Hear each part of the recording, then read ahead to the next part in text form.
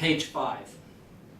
Once you understand the metaphor for personal styles that we're using that is built on this idea of a traffic light, and you have done the assessment on pages 2, 3, and 4 of your initial style stack, remember mine is green, red, yellow, and set some goals to pay attention to areas that you're weaker in and perhaps get some coaching and help, then you're prepared to take your style and learn how to use it in a relationship and in a business context. We call this flexing your style. Just because I'm red, green, yellow doesn't mean I don't understand, especially in certain situations, that attention to detail is critical.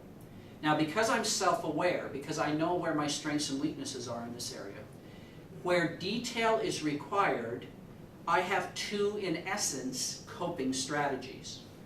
One strategy, if detail is very critical and fairly complex, is to invite someone who has high yellow skills, high detail skills and interest in accuracy, to be part of that meeting, that part of the relationship, that part of the business. So that in essence, they act as a check and a balance on my tendencies. So that they are present there to, in essence, counter my green let's get going tendency and say, okay, Richard, we need to go through this particular part of the contract word by word with the client. Yeah, I know, but I mean, I've worked with them before and it'll be real easy. It's like, no, we have to do this. There may be regulatory issues, there may be legal issues, there may simply be complexity issues where ethically it's important they understand. So one of my ways that I flex my style is I bring someone who has that part I'm not good at. Another one is that if accuracy is important, but I'm confident that I can do this one on my own, it's not that challenging, I'll sometimes set up a checklist in advance, perhaps working with that accuracy-oriented individual to say, okay, tell me the 5 or 6 things that I need to make sure that I work through. Then just take that checklist, put it next to me during the meeting or conversation, in essence forcing myself to pay attention to issues of accuracy where my normal style would not go that way. How you flex your style will really be determined by 3 big sort of areas, and they're outlined at the top of the page there. One is what we call territory. When you and I are in a particular situation, which we're calling a territory, that situation is defined by its own unique goals, its own unique challenges, and its own unique set of resources, what we have to get the job done and what we don't.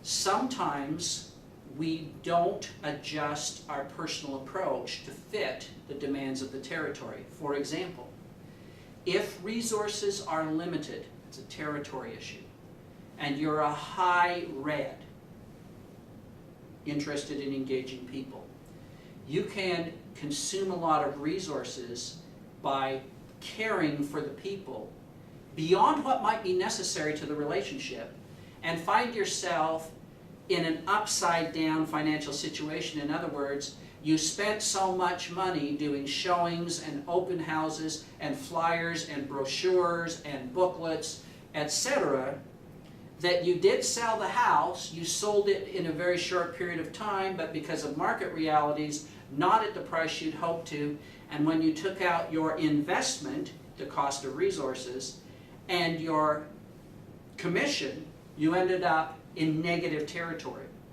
Now that's not because you're a bad person, and that's not because you're a bad business person. It can be that you just let your red style get a little out of control.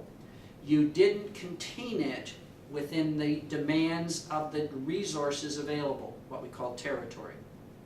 On the other hand, if the goal is to close a particular loan and you are a high yellow, you can frustrate people who can move on to other providers because you paid too much attention to detail.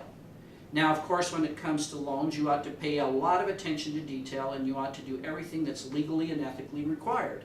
But there is the possibility of overdoing it. of burying them in emails and paperwork and things that go beyond our legal and ethical obligations. To the point that the person's like, could we just close this thing? And you're like, well, once you read 19 other pieces of paper. And they're like, I don't want to read 19 other pieces of paper, I want to close this thing. What is the least I can read that I'm required to? Well, it's really 9, but I like to go through the other 10. It doesn't matter what you want to go through. You need to flex your detail style to fit the demands of the territory. In this case, the goal, which is to close quickly. The second thing that will affect how you flex your style is what we call team. Who's involved? What are their expectations? What are their styles? What are their wants and needs? You need to look at that team, and it might be members of your tenure team, it might be the team meaning you and the customer. But you need to understand if, for example, you're low red, not big on engaging people, but they're high red, big on engaging people, and they say to you, let's say once again, you're an insurance agent, and they say, well, what we'd really like you to do is come out to our house because we'd like to have coffee with you. And maybe, spend 30 or 40 minutes. But you see, you're not high red. You're not about engaging people. You're high green. So what do you say to them? You say, oh, trust me, we can do this over the phone. I'll just shoot you a couple of emails. You can look at a couple of quotes, and we can make a decision here. You may have missed a critical signal. You may have missed the signal that says, we want to spend actual time with you. So you may need to flex your style, and even though it's true that you could do it online, you may need to get into your vehicle and go see them. The final thing that controls how you flex your style is time. How much of it is available? Is this something that they and you want and need to take a lot of time on? If a lot of time is available, then red, engaging people, yellow, paying attention to detail, are a lot more important, possibly, than green, momentum. On the other hand, if time is very short, we still need to pay attention to detail, we still need to engage people, but we need to move green to the top of the stack in this situation and just get going, even if that's not our initial approach to things. Remember, you have a style, it has strengths and weaknesses. The best professionals are able to flex their style to fit the demands of the situation they're in. There are 3 things that cause them to flex, that is, to adjust where they put their emphasis. Those things are territory, team, and time.